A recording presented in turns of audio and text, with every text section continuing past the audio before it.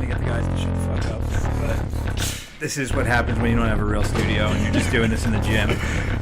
All right, so here we go. We are live. We are live from the Hive. 3, 2, 1. Just because you're not co-hosting, Carl, doesn't mean you can hop in here. What's wrong with you? He's a hater. He looks real uncomfortable. Doesn't he? Yes. He does. You're not used to talking, are you? He's not used to talking. I mean, You said I'm used to being too professional. Why is he so red in the face? We need to start videotaping because he's so red in the face right now. What's so professional mean? No, so like, what did he just say? Like you've seen the NASCAR interviews, right? Where Yeah. I got to thank the Lowe's Chevrolet, Hendrick Motorsports crew, and Goodyear, and whatever. That's like the kind of interview that I'm used to giving. Practice. Like full on NASCAR style, like rifling off the sponsors. So you're trying to say we're not professional like NASCAR? No, I'm saying this is a much more relaxed environment compared to what I'm used to. He practices his before, so it's not really Yeah, Just gonna start he's in talking. here. It's like Audi. I love Audi. Audi, I need sponsors, just let you know. What the hell are you hopping in for? I'm just watching you. That's all, dude. Oh, He's supporting my you. God. He was one of the downloads, you fucker. one down. All right, so 49. welcome to the Hive. This is Brian Wright, your host, and our co-host Carl is just peeking in right now. He's actually not co-hosting today. He's just annoying. I'm Coco hosting. He's co-hosting. That's kind of weird. Is that I'm about racist? to It's say not the same racist because you said it. No, you repeated it, so it made it racist. I was just But clarifying. you put emphasis on the Coco. I heard you. That's Yeah. Coco. Oh wow, I Yeah. just picked up on that one. I'm slow. You can tell. Well, he is I'm Trent. out. All right, so we want to welcome to the Hive Trent Hindman. Hinman. Close enough. Hinman. No. You actually told me not to say that, and I did screw it up. So it's Trent Hindman. Close enough. Thanks for having me on, though. I appreciate it. No problem. So Trent, we are sitting here in the dark because someone's a dick. Can you please turn that on? Thank you. He wanted to see how long we would go before I would break the audio to say that, and he slammed the door. And, yep, I was. Yeah, That's the way Carl rolls. So Trent, let's get down to business here. right on. Trent, you do what for a living? I am. Can I throw religion in here? I'm blessed to be. You can throw whatever the hell you want in here. I have no well, rules. hey, you don't I have know- no rules. I really don't care. All right, cool. You don't know how people are going to react in 2017, though. It's a weird time. But no, I'm blessed to have the career of being a professional race car driver. Now, the reason I ask you that is because that's actually how we came in contact with each other. Because you hit me up and you were you were beating around the bush a little bit. You were telling me how you wanted to train. And I could tell there was something that wasn't being said, and then it was like, I'm a race car driver. And maybe go into a little bit of kind of what led you here, because I think that it's a poignant topic, and it's not something just to promote like this gym in particular, but just the challenges of what you do and how you needed whatever. So give me a little backstory here. Well, I mean, what led me to you ultimately was I was pretty honored to be a part of a couple different junior programs with different manufacturers. Like, for example, I got to work with BMW for quite some time as one of their junior motorsport drivers, and ultimately we didn't just work on technical understanding of race cars or actual the physical act of driving. A lot of what we did was how you prepare away from the racetrack and how you prepare in your own time before you ever show up and ever put the helmet on, cinch the belts down and start driving. And so driving's not all about just putting the pedal to the metal and holding the wheel with two hands. Driving's the fun part. It's only about 10% of it. The other 90% is the stuff that goes on when you're home doing your homework. As in physical preparation, the biggest thing is mental preparation, and you obviously know this. Just being a fighter yourself and a coach, right? You guys know how mentally demanding the sport that you partake in is, right? What makes it demanding? Is it the competition aspect of it? Is it the winning and losing aspect of it? The self pressure? What's the thing? Because I mean, I don't think a lot of people that are listening to this really understand what race car driving is all about and why you're having to even have mental toughness or whatever. Yeah, it's because there's so many variables outside of your control, right? You think about all the moving parts that are on a race car, and you think about how many other people you're stacked up against on a racetrack in a closed environment at a given time, right? It's at least from my perspective, it's very difficult to remove yourself from worrying about the things that you can't control. And there are so many of those variables in racing, in motorsport in general, whether it's 2 wheels, 4 wheels, no wheels, you're racing a boat, even now with planes and stuff.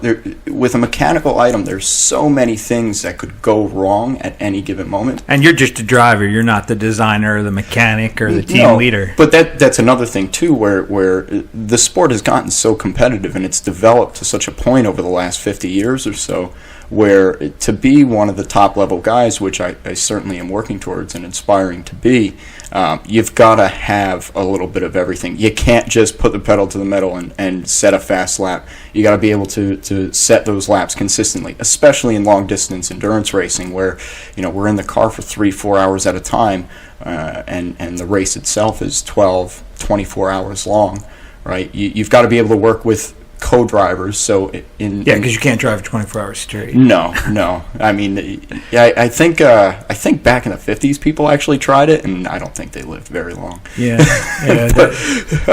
Like ultra marathons, there are people that'll literally run for like 40 hours straight. Yeah, like but that. If you fall in a marathon, you're gonna scrape your knee.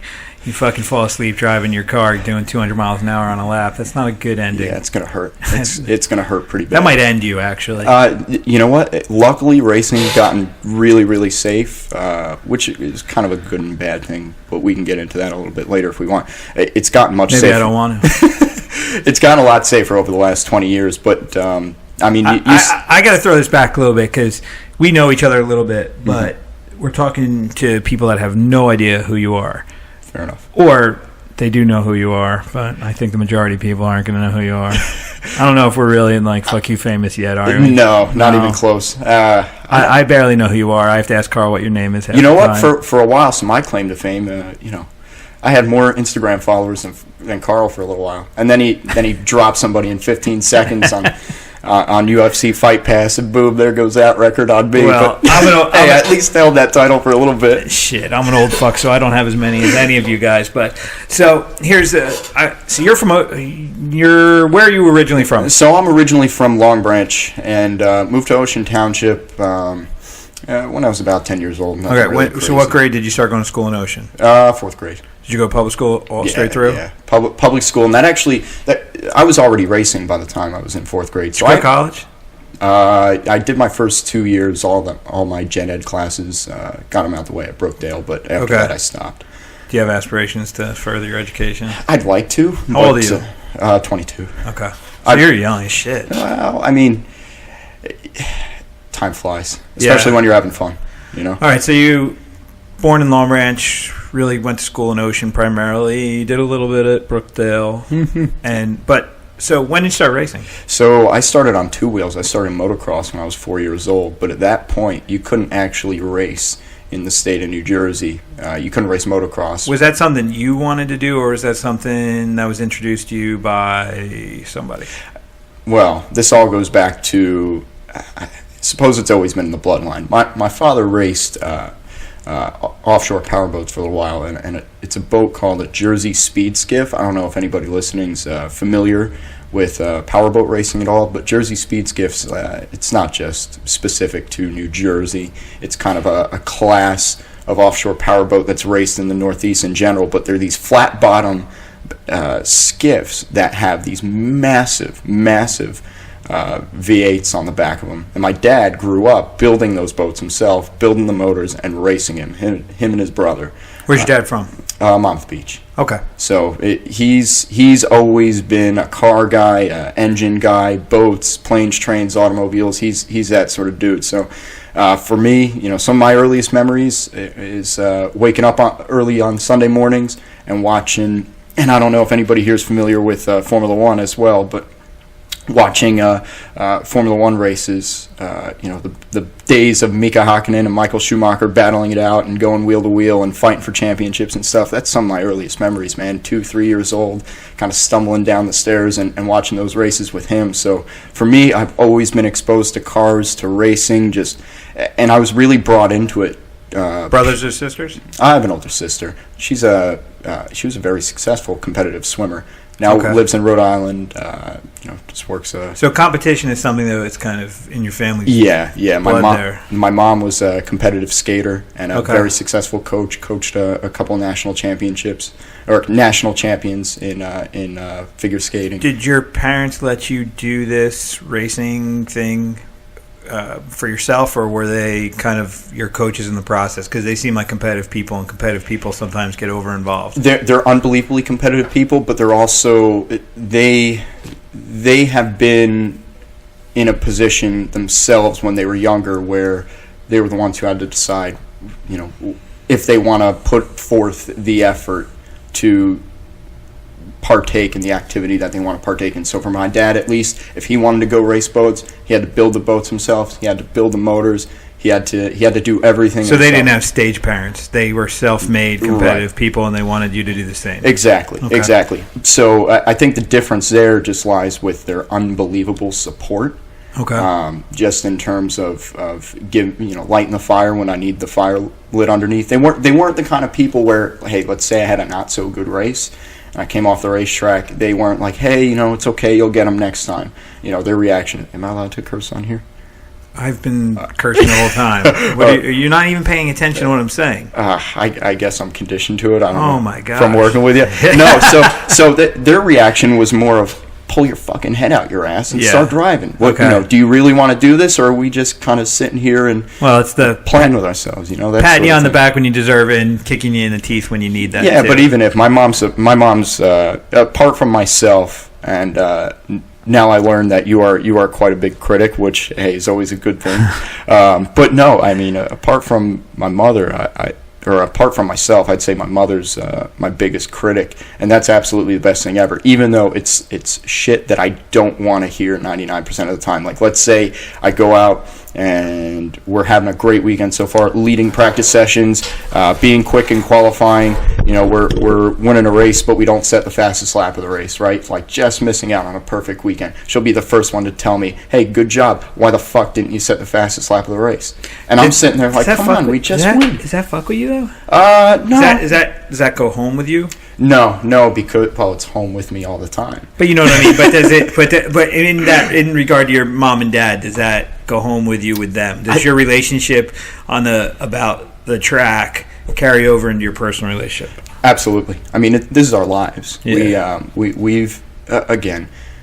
Racing's a strange sport, and I know I talked to you about this. Racing's one of the very few sports, and I'm sure there are others out there, where if you've got connections or you just flat out come from a very wealthy family, you could just jump into quote unquote professional ranks of motor racing. Racing is definitely a different stitch because they're way different. Because most other sports outside of, because if you're in a sport where you're riding something, this could be horses, cars, motorcycles, whatever. If you're riding something, there's a financial investment that has to be made to make sure you're riding the best thing. Absolutely. Where in fighting sports, I'm not riding anything. The power to win and lose is in my hands because I can take the power out of the judge's hands by finishing somebody. Where in racing, the power is really in the car and the investment that you have and the technology that you have behind you, which is always going to require money. So the wealthiest ones are absolutely going to have an advantage. Absolutely, but it's also, we have been, touch wood, relatively successful in racing because of the way we operate as a team. So my family and I, no, we're not the wealthiest people by any means. But again, so how do you go from being a 4-year-old riding whatever to getting a team behind you? What gets you from? What's the maturation process here? Just give people an idea of the commitment and the time it takes. Right. So for us, it was baby steps. Again, we couldn't just jump into the deep end into big national motocross races or national car races and just start learning from there. For me, it was a process all along. So I went from just kind of casually riding motocross or racing motocross and riding dirt bikes and just to ultimately my mom putting an end to my motocross career because she thought it was way too dangerous, and it was. I had a cousin who was a bit older than me racing 250s, and he was hurting himself in a big way every time he was racing the bike. So that kind of turned my mom away from it. But I did quite a bit of riding at Raceway Park in Englishtown, because they've got a couple motocross tracks there. But at the time, there was also a competitive kart racing championship that was taking place. The fuck is kart racing? High performance go-karts. Okay. Yeah. I'm thinking like pushing down a hill. Like it's like fucking Cool Runnings or something. No, these things are actually pretty legit. They're basically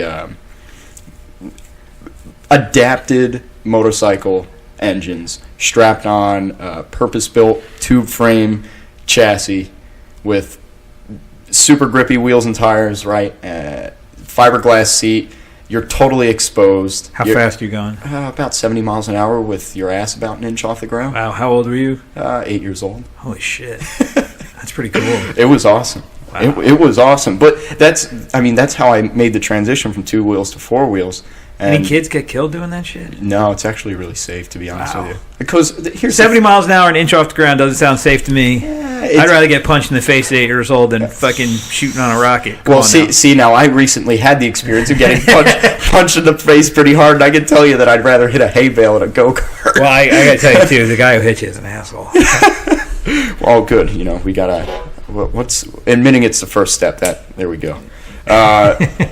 No, so I was lucky to get involved with that, but again, it was that process of going from, just kind of casually riding dirt bikes to now being, touch wood again, fortunate enough to be in a national and world championship winning position in racing Lamborghinis. It took a while, right? So do you go from when you're riding these karts?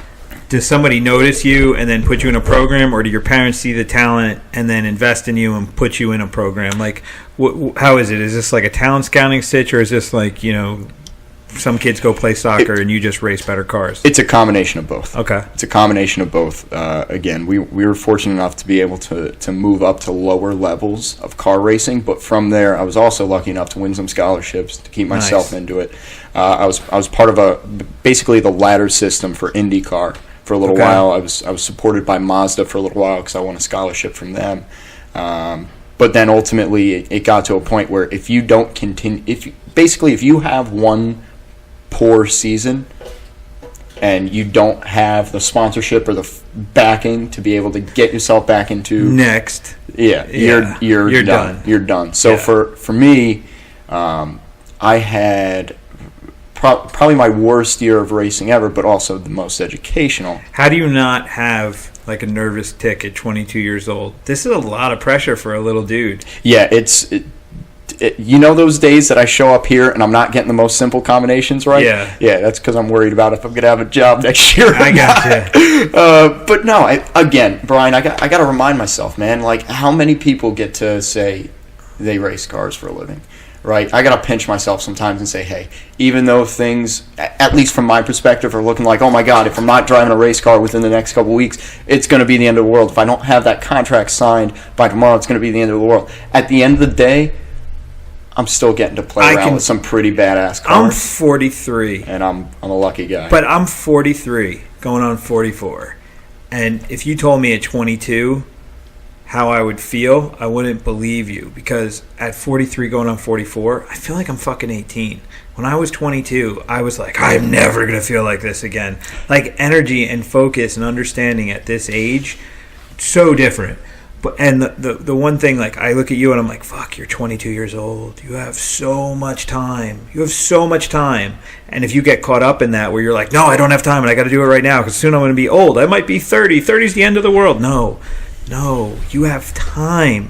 It's hard to convince yourself. Yeah, because but that's can't be an excuse too to be like, well, if I fuck up, it's okay. You still have to make progress, but you do have to understand that if the maturation in the sport's gonna take more time than you want, well, tough shit, it's going to take what it's going to take, and you just have to ride that out, and hopefully you got the finances and the backing or whatever. But if you're making progress in the sport, I don't think you're going to lose your backing. So after I had that tough year when I was still part of the Mazda program and the development program for IndyCar, in trouble? I was 16. Okay, because we went from we're doubling. That was nice. We went from 4 to 8. Now we're at 16. This is nice. Right, but this is nice. You'll be 32 in the next conversation. I can only wish. But just to give some of the listeners maybe a little bit of background of the period in between there. It was just a steady progression from racing go-karts in the parking lot right outside of the drag strip at Raceway Park in Englishtown to slowly working my way up. The next year I'd be running regional races around here in the Northeast, and then the year after that I'd be running some national races, and then after that it was only national races, winning some championships, that sort of thing. And then that's, right around 2010, 2011 is when I made the move from racing go-karts to racing full suspension race cars. And you're able to do this because you're winning. Yes. Yeah, that was the only reason. So you're winning, and because, again, like you're saying, you're not the rich kid who's got parents paying for everything, so you are earning your way through this. Right. Again, it was a bit of both. So my parents did have to sacrifice a lot to give me an opportunity. Who are you at school? Like when you're at school, who are you? I was a kid in the back sleeping because I'd be taking a red-eye flight from, California back to New York. And then my mom... Did other kids understand why? Yeah, I mean, I had a lot of close friends. Was it cool, or were you just weird? I guess it depended on your perspective. You are weird, but were you considered? Did they recognize it as clearly as we have? Yeah, probably. Okay, I just wanted to make sure. So I was that weird kid in the back who was asleep all the time. But again, this was another challenge that was kind of thrown in on top of all this, and God bless my parents for being able to put up with all this shit. I was really close to getting kicked out of Ocean Township High School. Really? Now that's a fucking feat. Ocean Township High School is not full of overachievers, and I'm always getting kicked out of the place. I'm not proud of this, but I've got multiple guys have come through here that have been in that exact position. For me though, it was really more for attendance. And that was just because, for example, junior year of high school. Hey, when did you graduate, by the way? So you're 22. Did you have Elizabeth Baxter as a teacher? Yes, I did. She actually works for me in my other business now. Oh, no way. I will tell her that. Does she still work for Ocean Township? No, she retired a couple of years ago.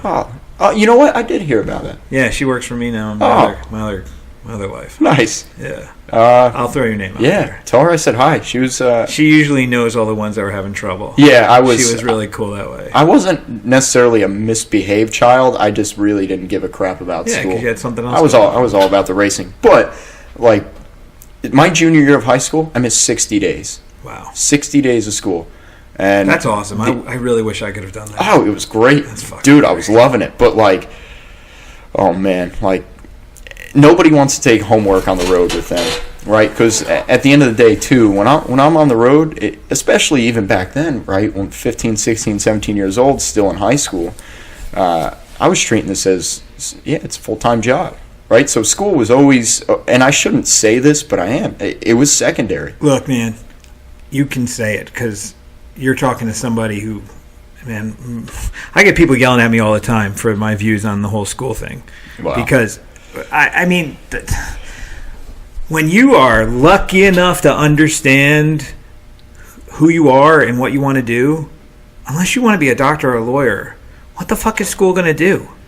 School's not helping you drive any better. The only thing school's going to be there for is if driving doesn't work out for you. So I respect going all in because to be the best, you have to. And I hear you and Carl talking about that all the time, and even other people involved in combat sports saying that all the time. The combat sport, this is why... You can't be half pregnant. No. You know what I mean? No, you got to be all in. You're either in or you're not. It's you black want to and be the white. best? Exactly. It's different. Mm-hmm. I mean, fuck. I gave up my 20s to chase this fucking thing. Yeah. I didn't get married until much later. I didn't have a kid until much later. My mom and dad, they were 23, 24 when I was born. I didn't have my first kid until I was 39. Yeah. I'm having my second kid now. I'm going to be fucking 44 when I have my next kid. But you spent, X amount of years just getting out there doing what you wanted to do. Look, that's awesome. I don't regret any of it. Yeah. I don't regret any of it. I literally have no regrets about going after it.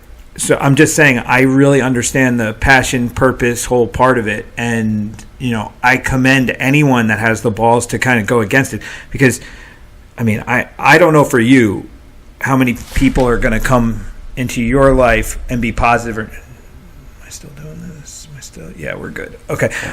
Technical check there. Technical check. But I know for myself that the people that did go the traditional route, the ones that got the education, that did it all, the way that the social megaphone says, they were fake supportive when I was doing well, but they loved to pile it on if I was having any trouble. Yep. Do you run into that now? Yes. Yeah. And I ran into that quite a bit in that transition from high school to college, and that's ultimately what pushed me to at least try to get my first 2 years and all the general bullshit classes out of the way at Brookdale, which, hey, I'm happy I did.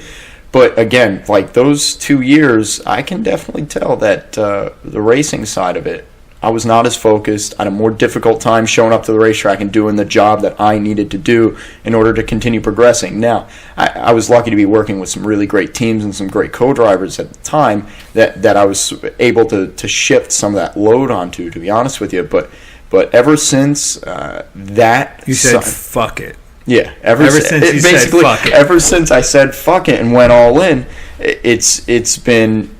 Not that it's gotten any easier, but I noticed that my preparation, my mentality overall, especially when I've got the helmet on, the belts are tight, and I'm about to fire up the car. It's all there, and there's no doubt whatsoever that this is what I need to be doing. Biggest mistakes I ever made, the things that fucked me up the most in life, has been when I tried to do too many things. Yeah. When I focused on the things I do best and stopped worrying about other shit. It's amazing how many people can pull us off course where we try and stay on our course, but we try and do the side projects to make other people happy, and then everything goes to shit. That's exactly what motor racing is. Because, again, at the end of the day, and I'm sure it's very much like this in combat sports in general, especially being at the UFC level, you're going to have some politics involved, I imagine. Maybe it's a little bit more pure compared to what I'm used to, but motor racing in general, and again... anything, it's not like... It's people. It's humanity. Fair Anytime enough. you put groups of people together, there's weird dynamics involved. It doesn't give a shit. And then when you put money and competition into it, fuck, now it's a whole nightmare. It's the money portion of it, The money too. fucks up fighting. I mean, I can't tell you how many guys that our relationship just went to shit over the weird finances of it. Like, you're cool until they start making money, and then they don't want to pay because they start to get an inflated opinion and think like...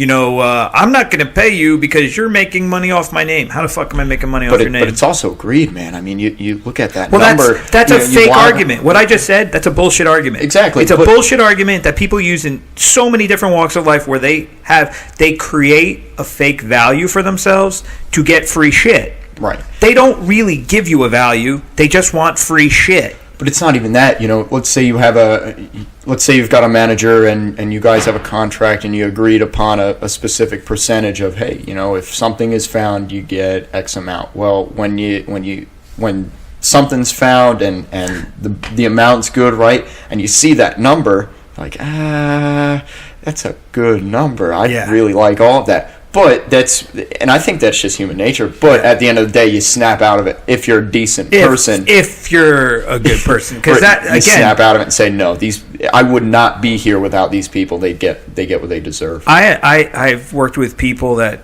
literally, like, when they get their first big payday, you know what it is? I understand it. I'm not going to shit on anybody.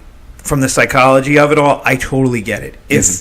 When hey man, you did it too though. Like, you came up the hard way through this. You won races, but you didn't come up with a silver spoon. You came up by working hard and by winning things, and you're going up the ladder. And as you go up the ladder, the rewards get greater.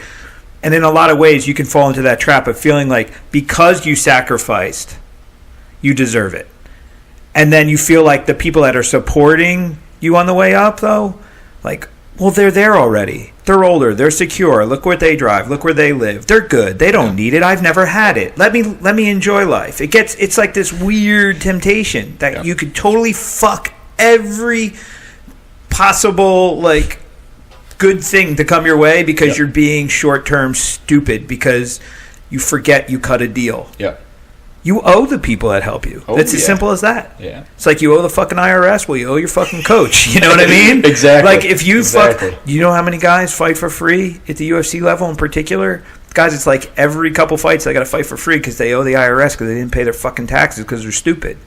Like, and I say stupid. It's not even stupid. It's just that temptation. It's money. It's cash. It's in your hand. You don't want to fucking give it to anybody. You feel like you killed yourself for it, but you got to be smart. Agreed. Just got to be smart.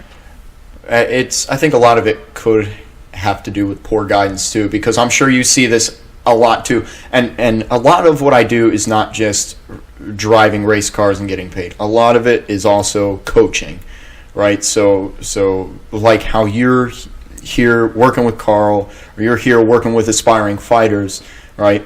I work with aspiring drivers or people who want to improve their driving, get better behind the wheel of a race car.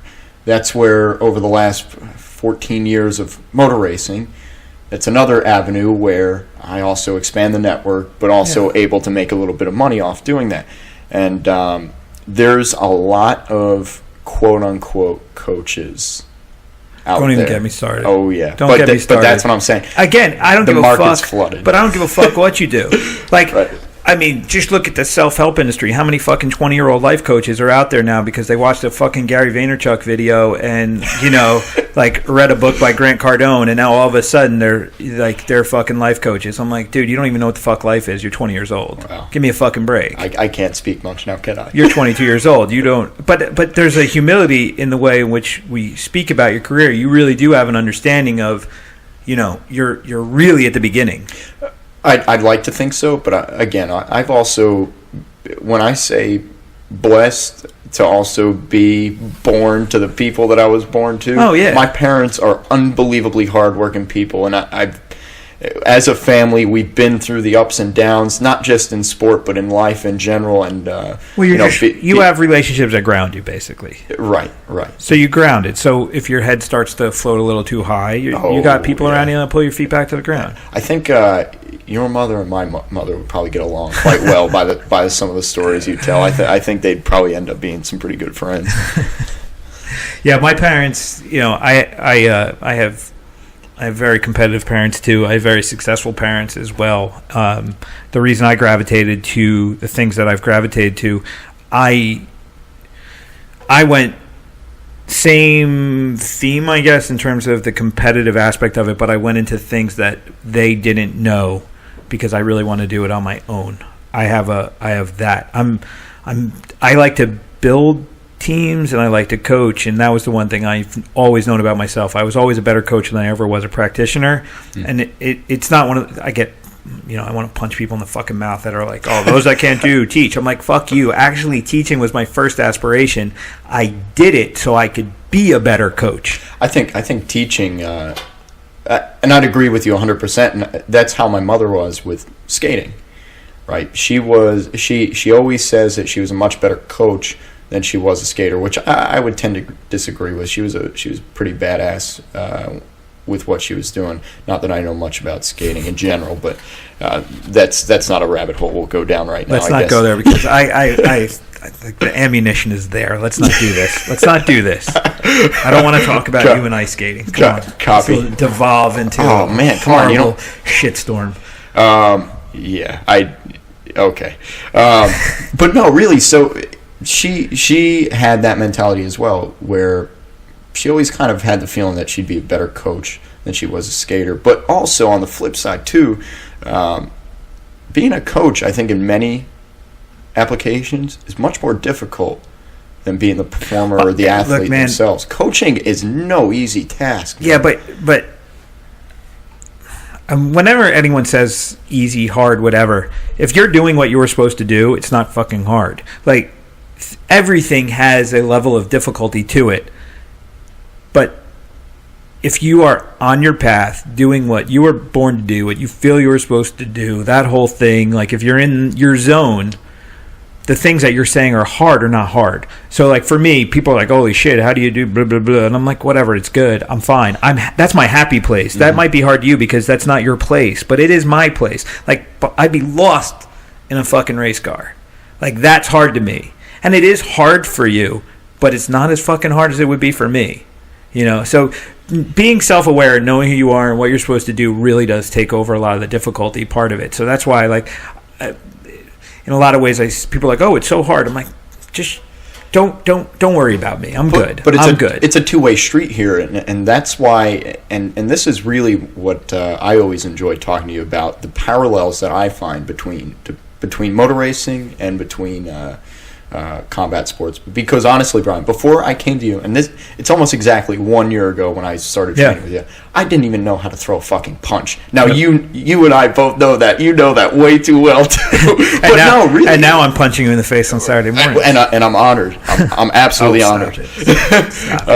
But no, really, it's the same thing where I dip my toes into your world, and it's the same sort of program where if you were going to dip your toes into my world too. Yeah, but the thing, I was talking to somebody about this the other day, was that they've recognized in a lot of different things. I'm not going to get into all the specifics. Go fucking Google what the hell I'm going to say to see if I'm right or wrong. But so if you have a challenging skill, like exactly what we're talking about here, so you race cars and you have challenges. We're a little bit all over the place in talking, but bringing it back down to what really got you to want to train was because there's a lot of pressures and it's a skill and you've got different dynamics that you have to be prepared for and just all this stuff. You've got your career, you got the guy behind you, you got the guy in your mirror, the guy next to you, the guy in front of you if you're fucking not in first place, and you got all this shit going on and you're just trying to figure out how do I get my mind right so I can deal with it. And you're 22 years old and you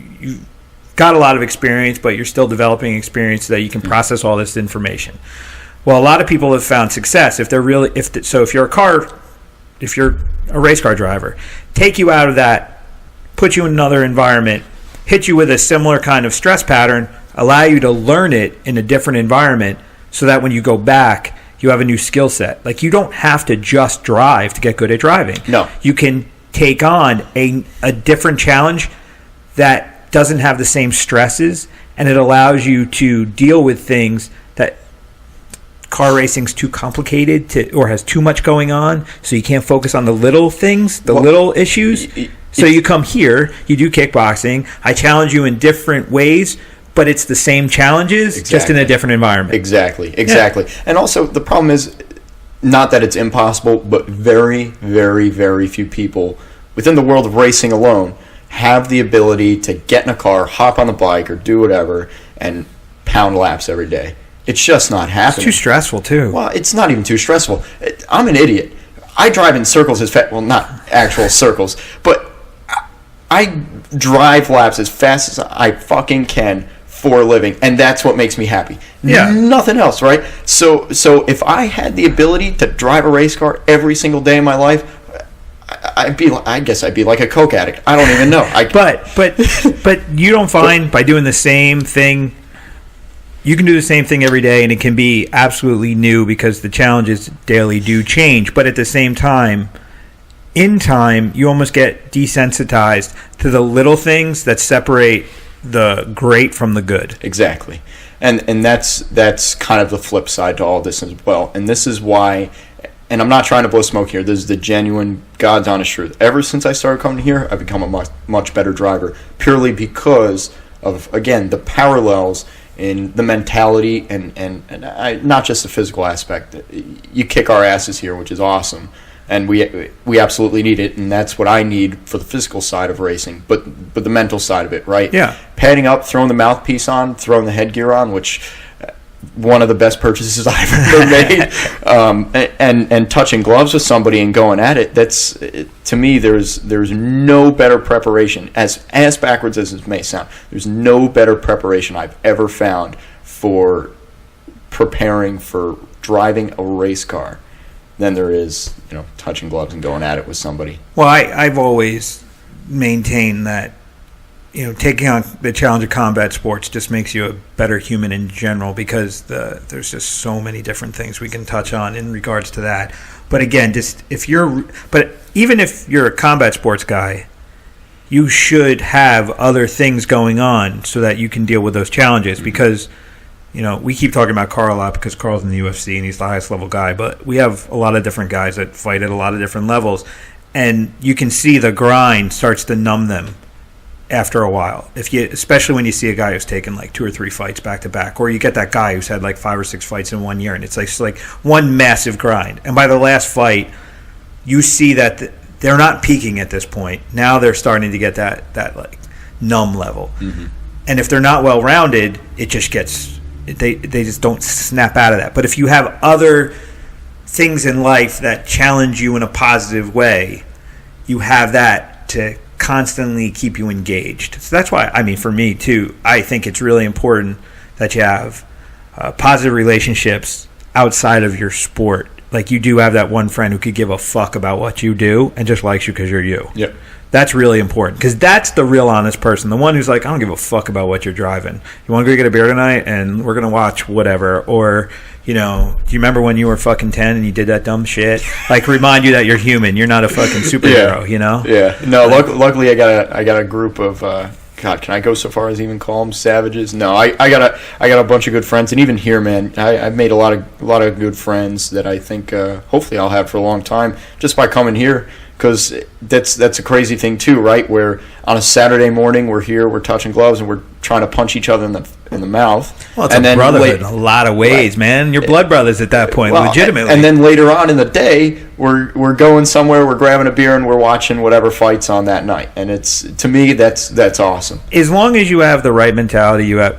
I mean, I've been in rooms over the years that people don't like each other, and it's not sparring, it's fighting. And then I've been in rooms where everybody's cool and they fight balls to the wall, hard as they can, and they're like laughing about it after, because the spirit of it is progress, not punishment. Right. And that's the one thing I enjoy about the community here, and that's what I always try and develop, is that we develop a relationship. We're a group of people that we push each other to be better. I mean, you're a race car driver. Carl's a fighter. Andrew's a banker. Mm-hmm. Frank's a steel worker. You know, I can go on and on and on with people in the different walks of life. But when you're on the mat with your mouthpiece in and your headgear on, you're just another dude trying to survive out there. Exactly. And that strips us of all those bullshit titles that I just said. Mm-hmm. Just makes us people. Yep. And then we deal with that, and we make ourselves stronger by pushing each other, and then we go back to whatever it is we do, and we do it, and then we come back to the well, and we just keep filling up and going back and forth. And I think that's the cool aspect of group training and something that pushes. I mean, I see it even in CrossFit and shit like that, like where people that take on a really hard task together, and you know, they feel like they pushed as a team towards something, you know, whatever, like anything. It could be anything. But I don't want to say like what we do is. I don't want to sit here and turn this into a fucking infomercial about Killer Bee Combat Sports, you know, because I think I don't care where you are or who you are. If you have a group of people that's working towards some kind of positive thing together, it could be, you know, it could be a bunch of fucking karate guys that are doing car racing on Saturdays together, or it could be a bunch of car guys that come to a fucking kickboxing school together, whatever. I don't care. But it's just that group, that combined thing, that group effort pushing towards positive goals. I think that's the thing. And then if you're an athlete or whatever, I mean, I have people that are really successful outside of the gym in the white-collar world that come to me and say this. I have the same fucking conversation with them that you and I are having. Mm-hmm. About like, hey, I've been here a year and I can't believe. And it's like, well, what the fuck you think was going to happen if you really put yourself into it? Yeah. You learn how to push. That's what we do here. Exactly. So I don't care if you're in the fucking boardroom or behind a car. When everybody else is questioning themselves, you're like, fuck you, I got punched in the face the other day. I can keep going. Exactly. You know? Exactly. I used to joke that, like, I was telling Andrew this one day. I go in for business meetings with people, and I literally, like, people are like, man, that was a rough meeting. I'm like, I could fucking kill every one of you. I am not worried about this. And it's twisted. That sounds so twisted. Somebody that's uninitiated from this is going to be like, oh my God, he's a serial killer. No, fuck you. Like, I know that if the world fucking collapsed, you'd be hiding behind me. Right.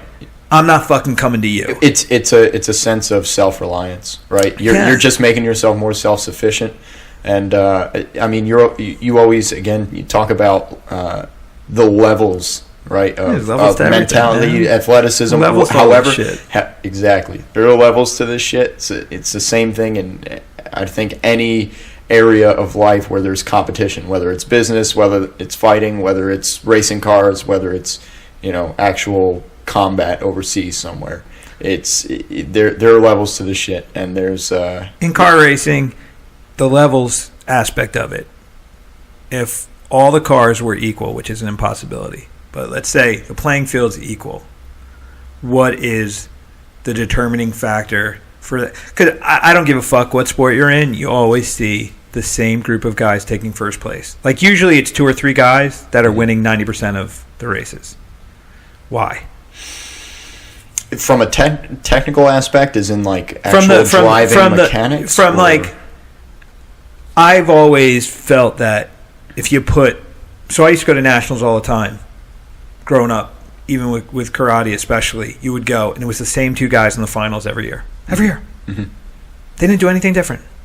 They just fucking won. You could say politics, you could say whatever, but it's the same 2 guys. And then they would retire, and then another 2 guys would do it. I always found that there were people that had a stretch, and there would be an anomaly, but that was because somebody got hurt. Right.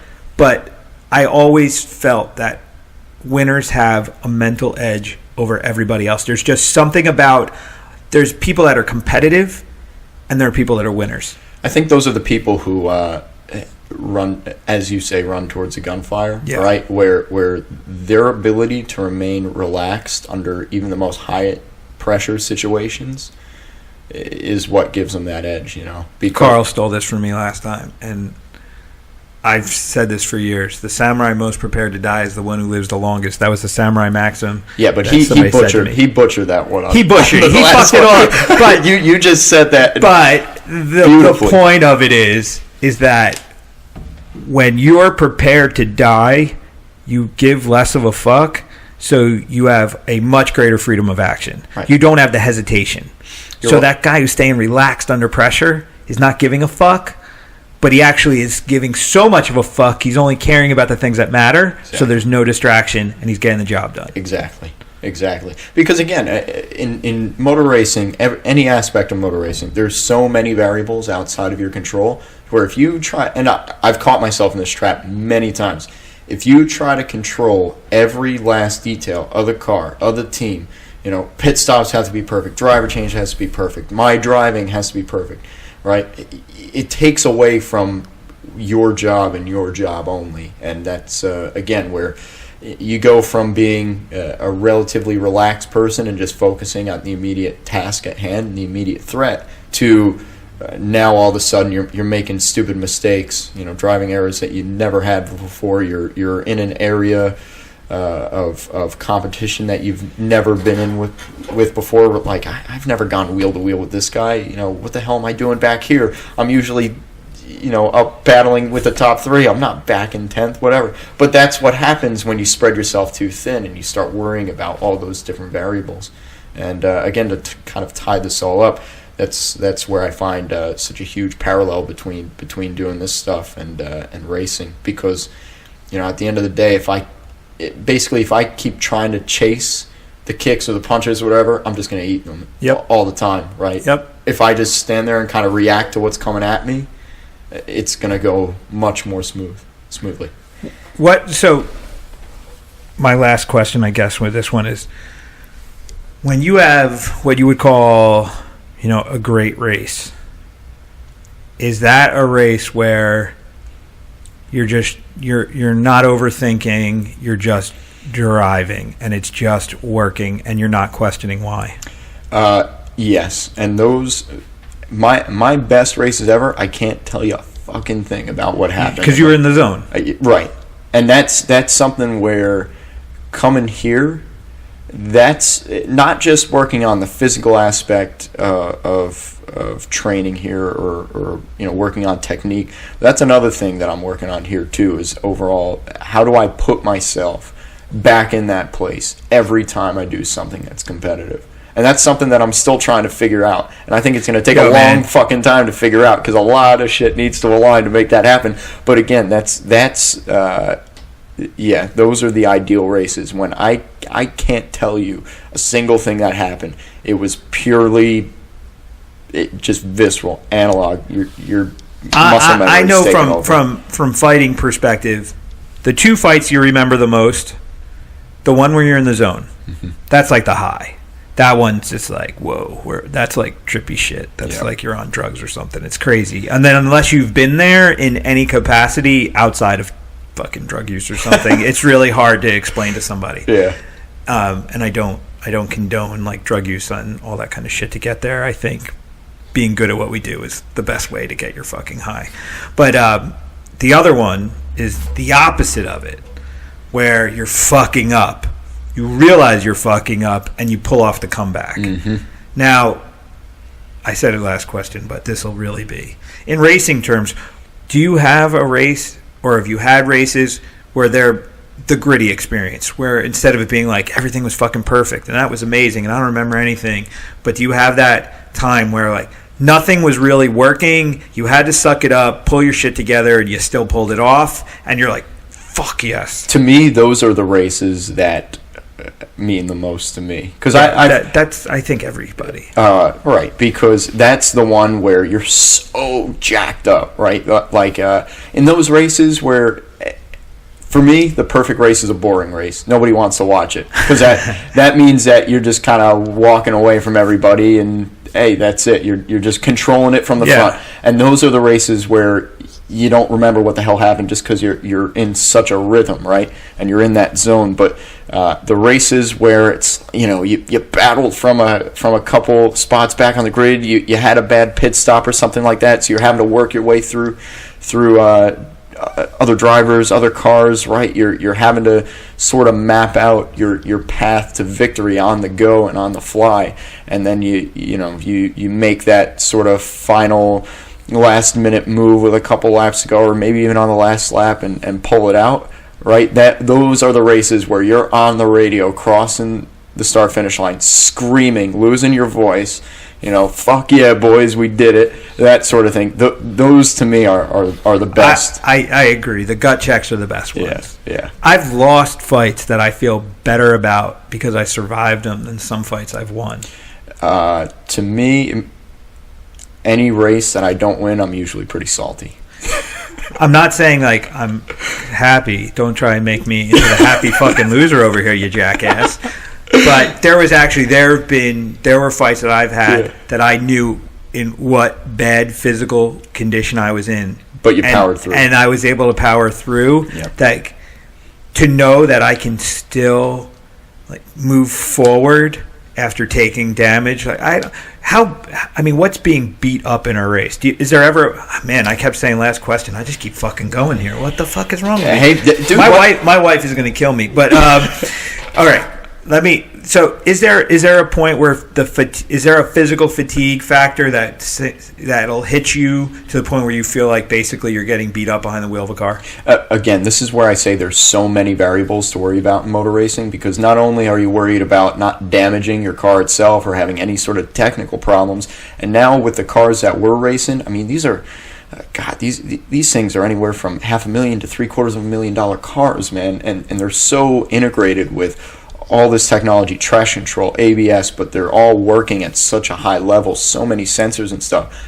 I have we're not racing like NASCAR where we're trying to put each other in the fence. Yeah. Because the problem is, if I touch you with one wheel, okay, I might not bend anything, but there goes a wheel speed sensor. Now the whole system's out of loop. Now I've lost traction control, ABS, all that stuff that I need in order to go fast, right? Because all the other cars have it. So the mind fuck for you is really the beat up. Right. So there's a couple different scenarios that can play out, but it really boils down to protecting your equipment, no mistakes whatsoever, because it's very easy to get involved in some sort of battle on the racetrack where you put somebody off the road and then you get a drive-through penalty and race over, where you have to drive through the pit lane and you lose 1 minute of on-track time, that sort of thing, and you're not coming from a 1 minute back unless you get really lucky.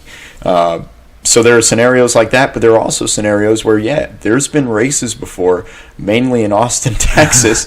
I hear that's a great town. All I got to say is that place at the end of August. Fucking hot. Oh, it's fucking hot, dude. So you're dying behind the wheel. It gets warm. Yeah. It gets warm. The hottest I think I've ever been, like temperature-wise, behind the wheels, somewhere in the region of like 120 to 130 degrees. Or that's actual like cockpit temperature, but you got to keep in mind, man, you're wearing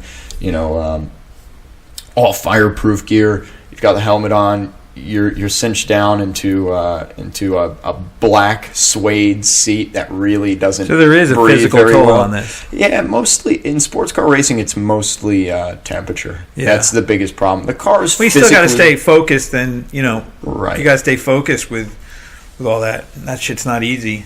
The cars physically aren't unbelievably difficult to drive. They're not easy, but it's not like how race cars were back in the 80s and 90s with 1,000 horsepower and no electronic. So with all aids. this, to me, the more we talk about this, the more I really am getting a grasp on. This is a really mentally challenging sport. You've got a tremendous amount of pressure on you because you have these cars which do so much of the work, and the what's going to separate one guy from the next is a really fine line. So if you're really not, if you're really not pushing it, you're not winning. I'll tell you this: when I was in Italy last month, Show off.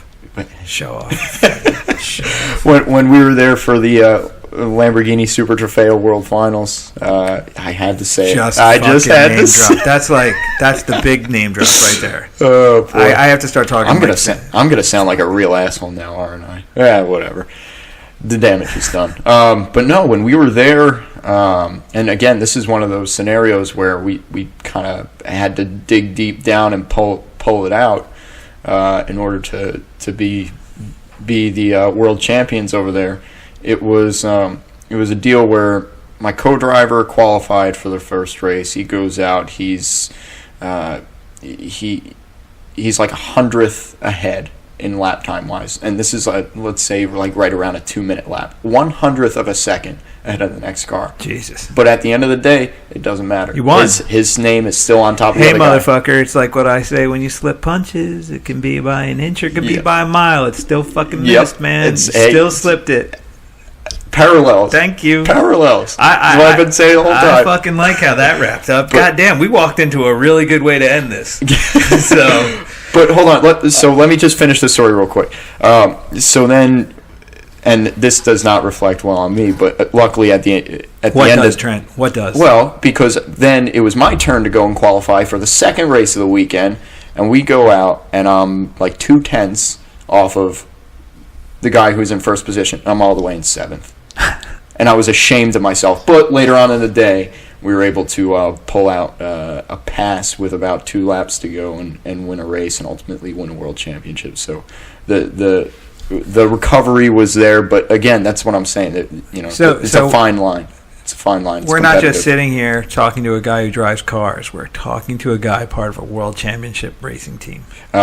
Fortunately, yes. That's awesome. That's really awesome. What I like about it too is coming from this area. I think, Ocean Township, Long Branch kid, being able to do something on this level. I think and I'm not going to say it's an obscure sport because you're in a very large sport, but it's obscure in terms of its appreciation probably in this area, which I understand. Fuck, man. I mean, I traveled around the world doing what I do too, and nobody knew who the fuck I was or what I did, nor did they care. But I don't care where the fuck you're from, who the fuck you are.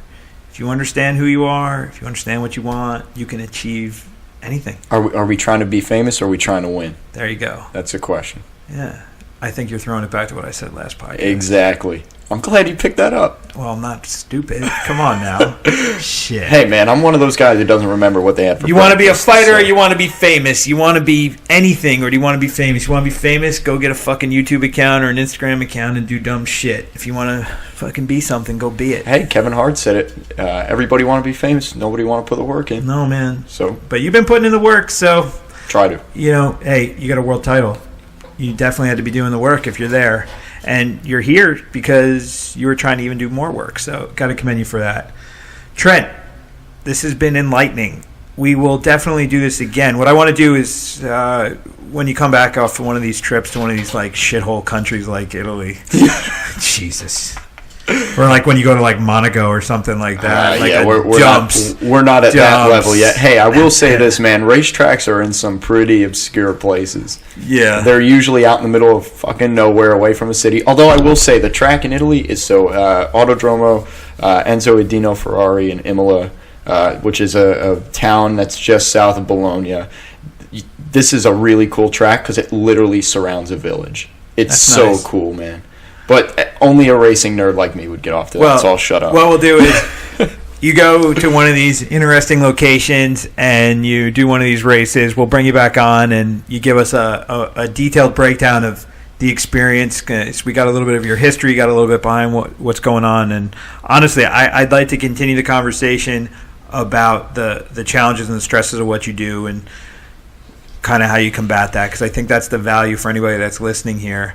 I mean, for me, you're just validating everything I believe. Again, it's understanding who you are, seeing where your natural talents lie, putting the time in to develop your skills, and going all in on your shit. And it doesn't matter, if you're 4 or you're 22 or you're 43 going on 44, man, you got to throw yourself into whatever it is you do, and you got to go for it. Absolutely. It's the same message Carl has. Same message I have, same message you're going to have. Anybody I know that's found success, it's the same conversation over and over. We're talking about cars. We're talking about cars.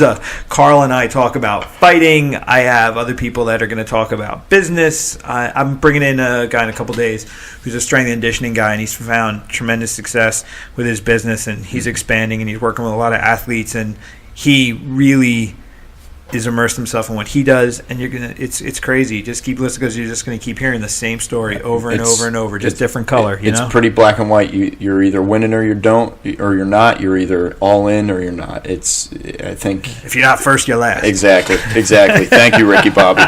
Thank you, Trent. Thank you. I appreciate you coming on, and I love the hustle, man. I love what you're doing, and yeah. Keep it going. Hey, you know what? To say that you and Carl and everybody at Killer Bee isn't a part of all of it, that'd be absolutely incorrect. So I want to say thank you for having me on. Thank you for teaching me so much here and kicking my ass when I need the ass whoopings. And I'm looking forward to continued success working with you guys. So thank you. I appreciate that. You want to throw any shout outs here? Let people know where they can find you. Yeah, right on. I think it's pretty straightforward. Find me on Facebook, Twitter, Instagram at Trent Hindman, TrentHindman. My social media accounts are pretty boring, man. It's always cars and a long, sappy paragraph thanking the crew and thanking the team, and put my ass in a pretty cool situation. All right, maybe we'll have to work on updating your social account. One last advice on that one is start telling more stories about who you are instead of just about what you do, because I can tell you that more people are going to care about you than they're going to give a fuck about what you do. Yeah. You know what I mean? Yeah. People are going to be interested. You got a really cool story to tell. Fucking tell it. Everybody should. Noted. Yeah, so do your thing. So this is The Hive. I am Brian Wright. You can find me at BrianWright732.com. BrianWright732 on Twitter and Instagram. And then if you want to check out Killer Bee, we are KillerBeeCSA.com. You can find us Killer Bee Combat Sports Academy on Facebook. We're Killer Bee CSA on Instagram, on Twitter. Yeah, we're pretty much everywhere. So you want to follow us. Again, for the Hive podcast, we are thehivecast.com. I appreciate you guys listening, and we have another one coming out pretty soon. We'll have Keith from Bulldogs and Barbells come on. And again, Trent, thank you. We are out. That was good. Cool.